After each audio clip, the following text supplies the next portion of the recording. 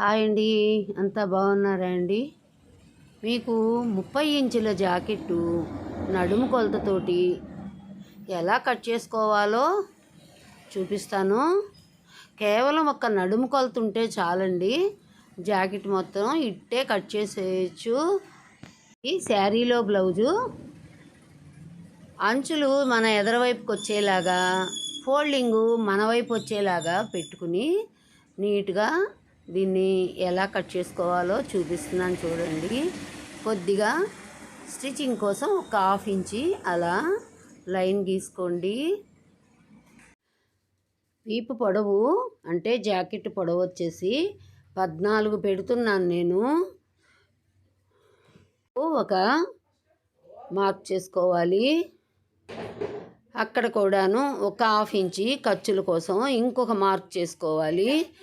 దీన్ని లైన్లు అలా గీసుకోండి. ఇక్కడ కూడా మనం ఒక టిక్ పెట్టుకుంటే మనకి లైను వంకర పోకుండా జాగ్రత్తగా వస్తుంది. మీరు ముందుగా పేపర్ కటింగ్ చేసుకుని ట్రై చేసుకోండి. ఒక 1/2 ఇంచి రెండో లైన్ డ్రా చేస్తున్నాను ఖర్చుల కోసం. ఇది వచ్చేసి 30 ఇంచుల జాకెట్టు. దాన్ని 4 భాగాలు చేస్తే మనకి ఎంత వస్తుందో మీకు అలాగని అర్థం కాకపోతే 30 ఇంచుల దగ్గర నుంచి మడత పెట్టుకొని 4 మడతలు పెట్టుకోండి. ఎంత వచ్చిందో చూస్తే మీకు ఈజీగా అర్థమైపోతుంది. చూడండి ఎంత వచ్చిందో. మీద 7:30 వచ్చింది. కరెక్ట్గా 7:30 వచ్చింది. 7:30కి మనం ఒక టిక్ పెట్టుకుందాము కింద. చాలా జాగ్రత్తగా చూసుకోండి. అదిగో 7:30 వచ్చిందండి. మనం 7:30కి ఒక టిక్ పెట్టుకుందాము. తరువాత 1 ఇంచి ఈపు కుట్ల కోసం 1.5 ఇంచి, ఇది 30 కొలత జాకెట్టే కాబట్టి 1.5 సరిపోతుంది ఖర్చులకి. లేదంటే మీ ఇష్టం 2 పాయింట్లు పెట్టుకోవచ్చు. అదిగోనండి మొత్తం వచ్చేసేసి 7:30, 1 ఇంచి కలుపుకుంటే 8:30 వచ్చింది. ఆ 8:30 తోటి మనం ఇమ్ము కొలత తీసుకుందాము. ఇమ్ము కొలత కానీ చంక రౌండ్ కానీ ఈ వీపు కొలతతోటే తీసుకోవచ్చండి. షోల్డర్ వచ్చేసి 5 పెడుతున్నాను నేను.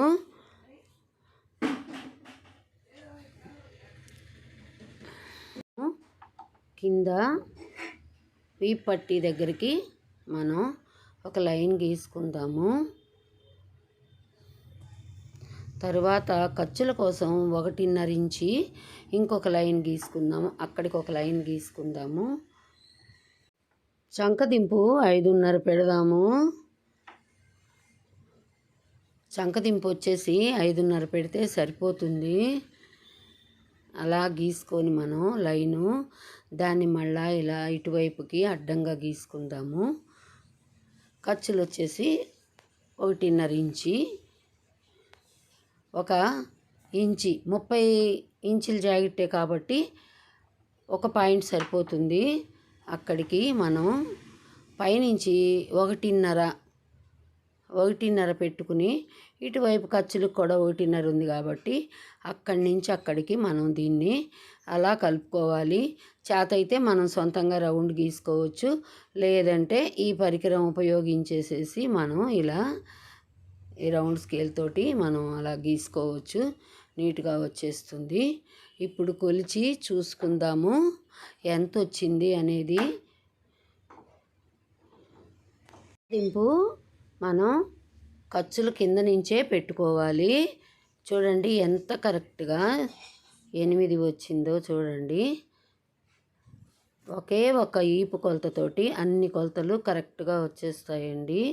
షోల్డర్ మనం 5 పెట్టాం కదా, దానికి కాను షోల్డర్కి 3, నెక్కి 2 ఉంచుతున్నాను నేను. షోల్డర్ కటింగ్ కోసం 3, 2 సరిపోతుంది 30 ఇంచుల జాకెట్కి. కొద్దిగా అటువైపు 1/2 ఇంచి ఇటువైపు 1/2 ఇంచి ఖర్చుల కోసము అన్నమాట. మనకి షోల్డర్ కూడా స్టిచ్చింగ్ పోతే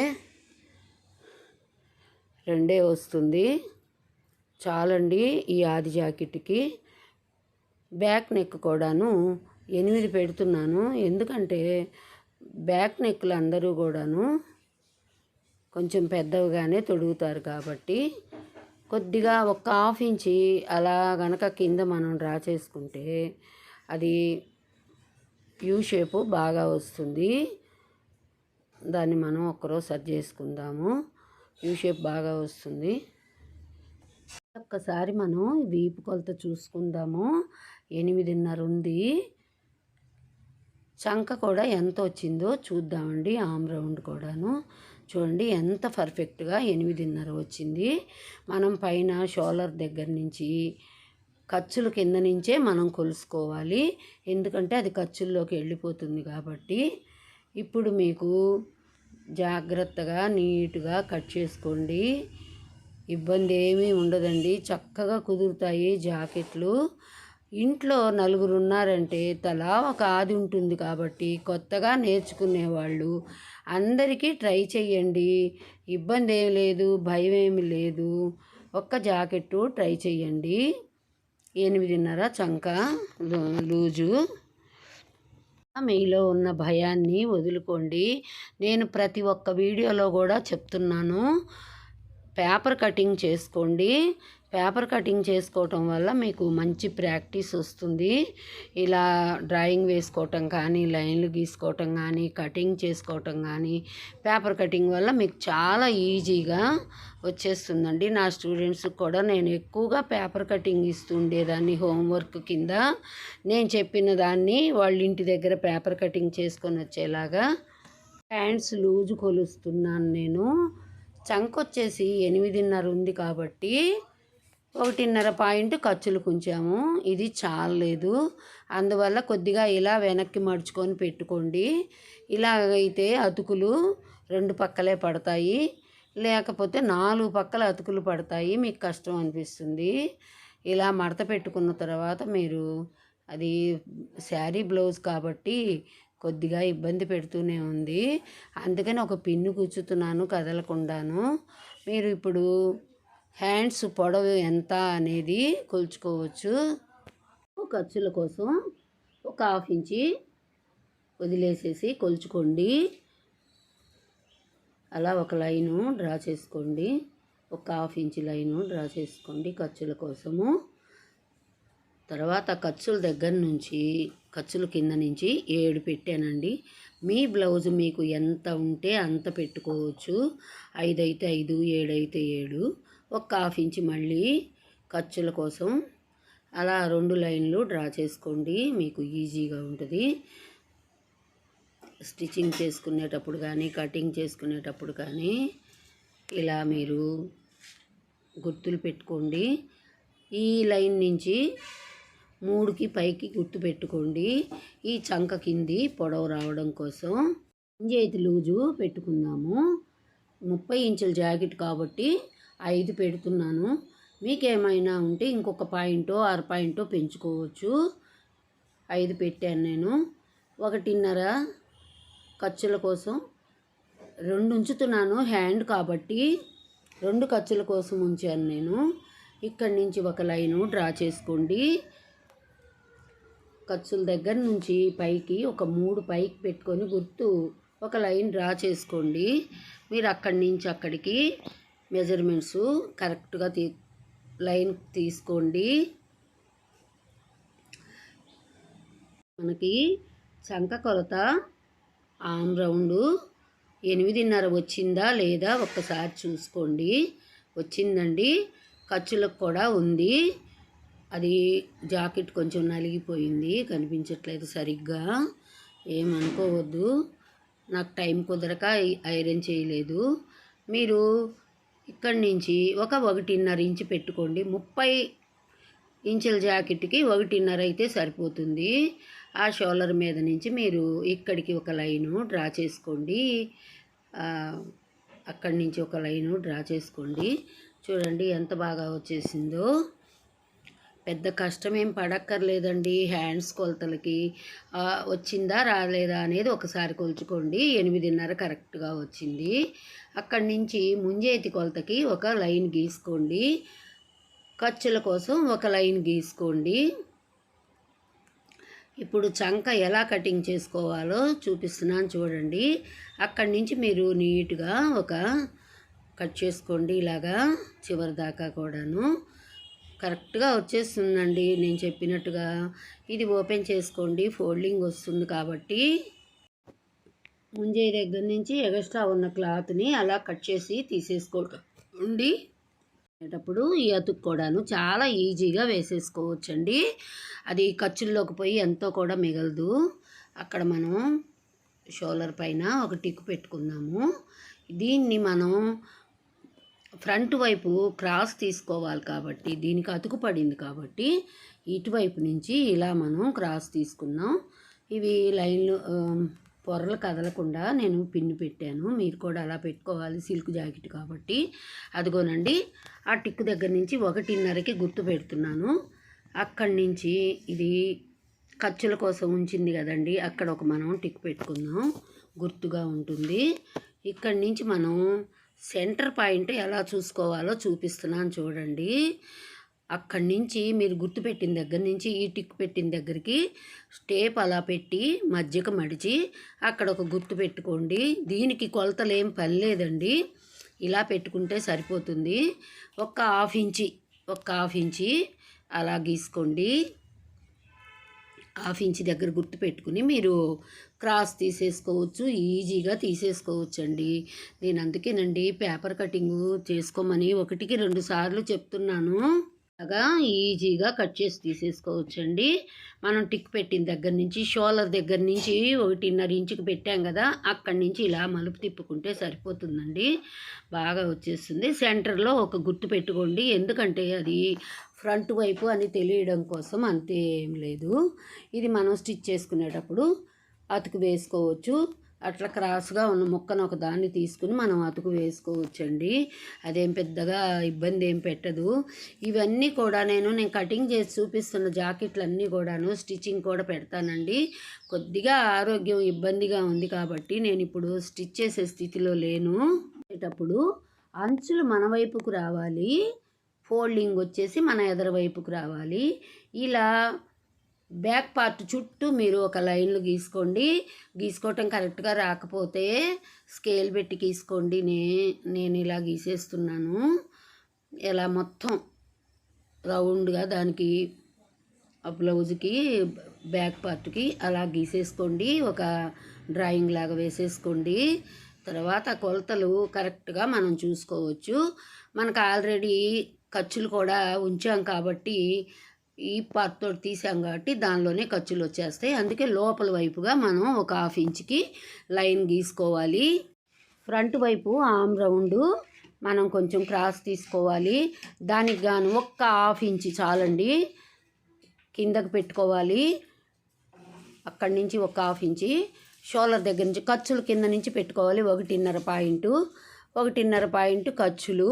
అక్కడికి మనం అలా రౌండ్ తిప్పేసుకుంటే నీట్గా వచ్చేస్తుంది. మనకు చేత అయితే తిప్పచ్చు, లేదంటే మనం పరికరం పెట్టైనా తిప్పుకోవచ్చు.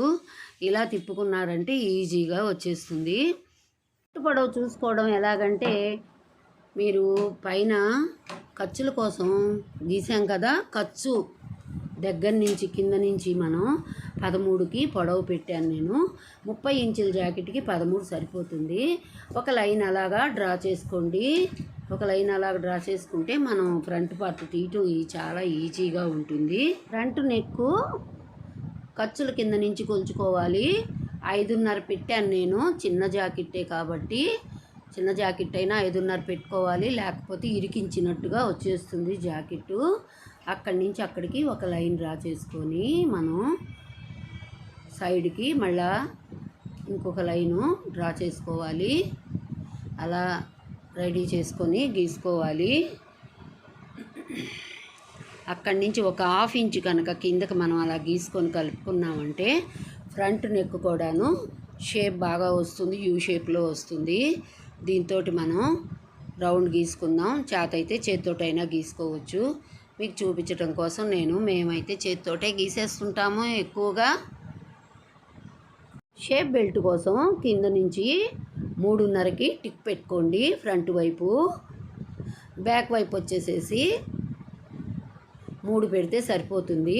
ఇది 3.5కి పెట్టుకోండి, అలా పెట్టుకోండి. అక్కడ గుర్తు పెట్టుకోండి షేప్ బెల్ట్ యాంగిల్ రావడం కోసం. అక్కడి నుంచి ఒక 2.5 పెట్టుకుంటే సరిపోతుంది. అక్కడి నుంచి ఒక ఇంచి లెక్కన మీరు 2 గుర్తులు పెట్టుకోండి. ఈ ఫ్రంట్లో వచ్చే పెద్ద షేప్ 2.5 పెడితే సరిపోతుంది పొడవు. అలా గీసుకొని మీరు అలా కలుపుకోండి. ఒక లైన్ అటు ఇటు డ్రా చేసుకుంటే మీకు కుట్టుకునేటప్పుడు ఇబ్బంది లేకుండా ఉంటుంది. చక్కగా నీట్గా వచ్చేస్తుంది. ఇప్పుడు షేపు యాంగిల్ తీసుకుందాము. ఈ ఉక్సులు పట్టీ దగ్గర ఎలా అనేది చూపిస్తున్నాను. ఇటు చంక కింది షేప్ పట్టీకి 3 పెట్టండి. ఇక్కడి నుంచి 3.5 పెట్టుకోండి. అక్కడి నుంచి మీరు దాన్ని అక్కడికి కలుపుకోండి. ఆ గుర్తు దగ్గరికి కలుపుకోండి, చంక కింద గుర్తు దగ్గరికి. ఉక్సులు పట్టీ దగ్గర కుట్టు ఎలా వేయాలో చూపిస్తున్నాను చూడండి. టేప్ అలా పెట్టి మజ్జిగ మడిచి, దీనికి ఇంకా కొలత అనేది ఏమీ లేదు, 2.5 పెట్టుకోండి. దాన్ని కూడా అలా మీరు లైన్లు గీసి పెట్టుకోండి.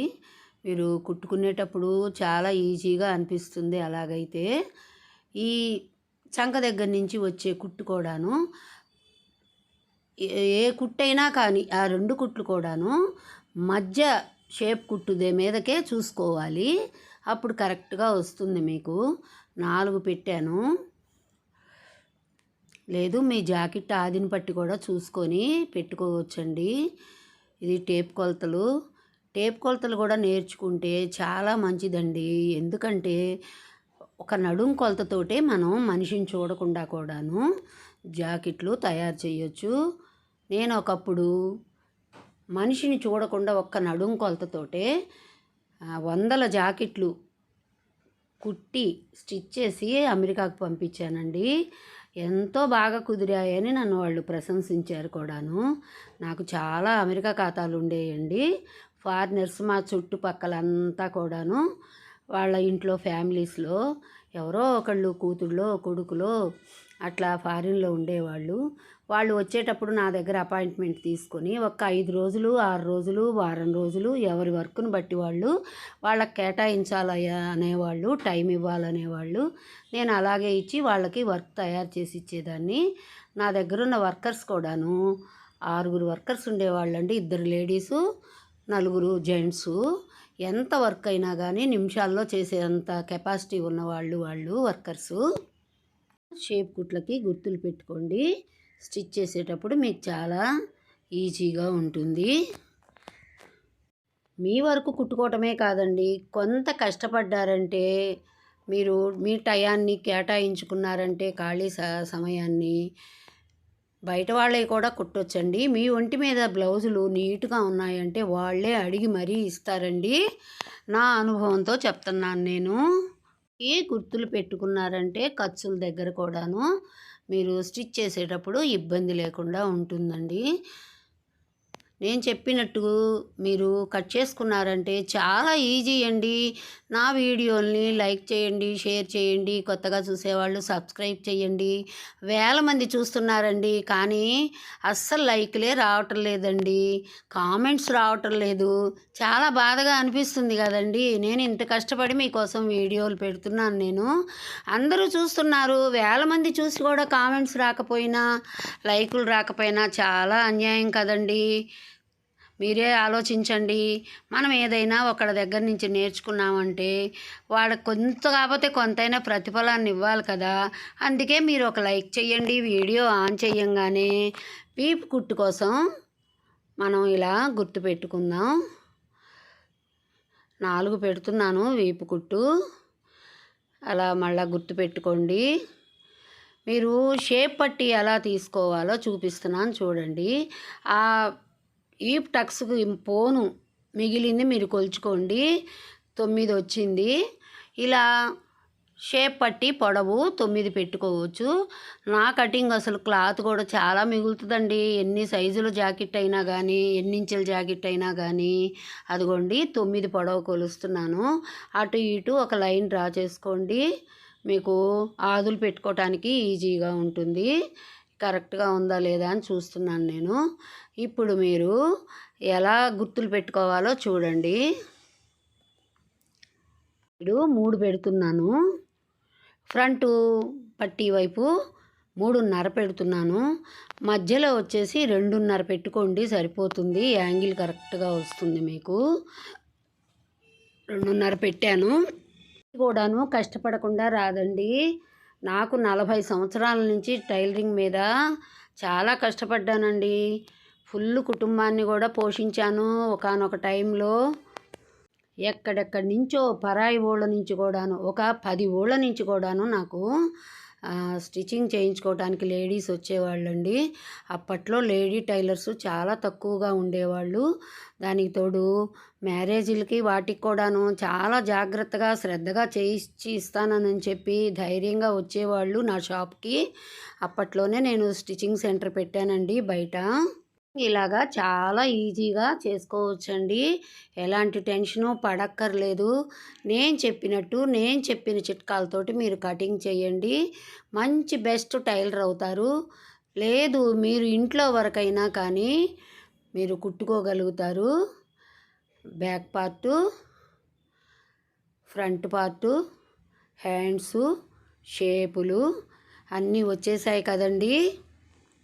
ఈ సమయాన్ని సద్వినియోగం చేసుకుంటే వేడి నీళ్లకు చన్నీళ్లు తోడుగా మీకు మీ కుటుంబానికి ఉపాధి కలుగుతుంది.